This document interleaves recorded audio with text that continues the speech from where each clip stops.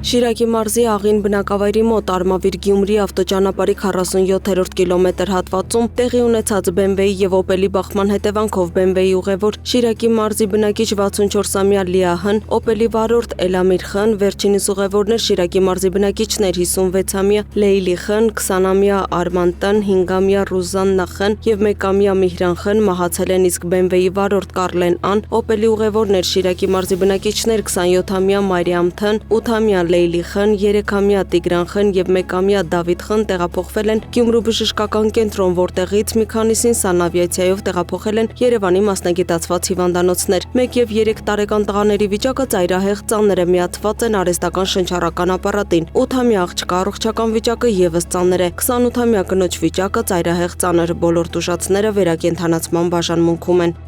Նախկին վարչապետ ազգային ժողովի նախկին նախագահ Հովիկ Աբրահամյանի եղբոր եւ փեսաների ապօրինի ծագում ունեցող գույքի բռնականացման վերաբերյալ հայցադիմումը ներկայացվել է հակակոռուպցիոն դատարան։ Դատախազությունը պահանջում է ավելի քան 1 միլիարդ 100 միլիոն դրամ, բազմաթիվ անշարժ եւ շարժական գույքեր։ 2023-ին նույնատիպ հայց ներկայացվել էր նաեւ Աբրահամյանի վերաբերյալ, իրավապահների ուշադրությունը գրավել էր այն, որ Հովիկ Աբրահամյանի եղբայրն ու փեսաներն ահռելի ունեցվածք են կուտակել մի պայմաններում, երբ տարիներ շարունակ եղել են պաշտոնատար անձ։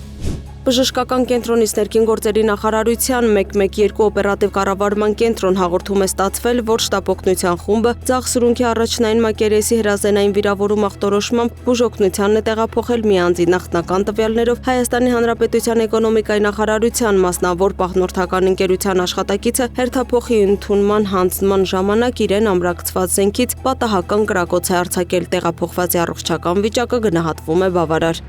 Աշխատանք եւ սոցիալական հարցերի նախկին նախարար Արտեմ Ասատրյանի, Պետգույքի կառավարման կոմիտեի նախկին ղեկավար Արման Սահակյանի եւ նույն գործի շրջանակներում ձերբակալված մյուս անձանց նկատմամբ խափանման միջոց է ընտրվել գրավը եւ բացակայելու արգելքը։ Քրեական վարույթի շրջանակում վերականգնվել է պետությանը պատճառված վնասի մի մասը։